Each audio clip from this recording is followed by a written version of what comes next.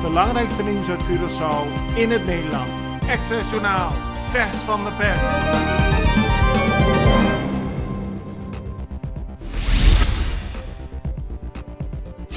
Curaçao heeft gisteravond weer een hele onrustige nacht achter de rug. Met veel brandstichtingen, vernielingen en ook zelfs verkeersopstoppingen. En we zijn hier bij de opslagplaats van Bonprijs in de wijk Weto. U ziet, het is helemaal uitgebrand. Het is een winkel in huishoudelijke apparaten. De brand was groot. De brandweer is wel gekomen en heeft kunnen redden dat in ieder geval niet de winkel van Bonprijs in de brand is gekomen. Maar de ravage aanzienlijk. En ja, de schok bij heel veel mensen hier in de buurt en de eigenaren van Bonprijs is natuurlijk heel erg groot.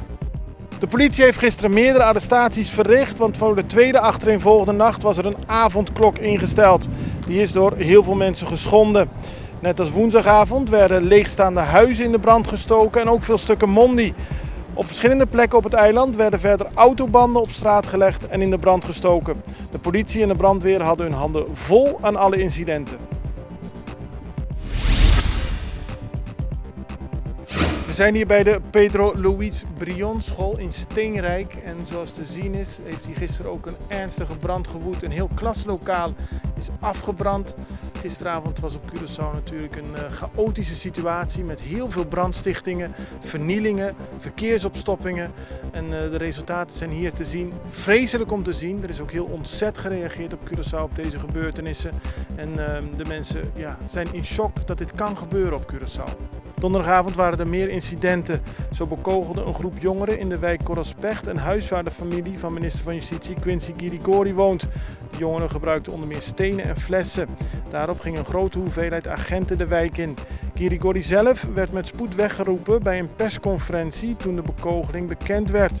Tijdens die persconferentie heeft minister-president Eugène Ruggenaat gezegd dat de oorzaak van de uit de hand gelopen protesten komt door problemen die al langere tijd bestaan. Maar die problemen zijn verslechterd door onder andere de situatie in Venezuela en de coronacrisis.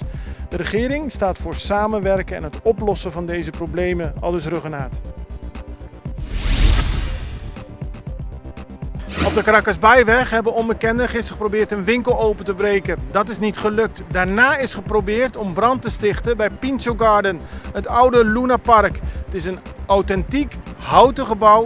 Gelukkig heeft het geen vlam gevast.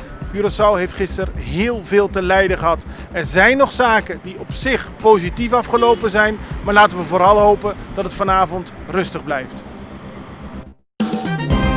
Het belangrijkste nieuws uit Curaçao in het Nederland.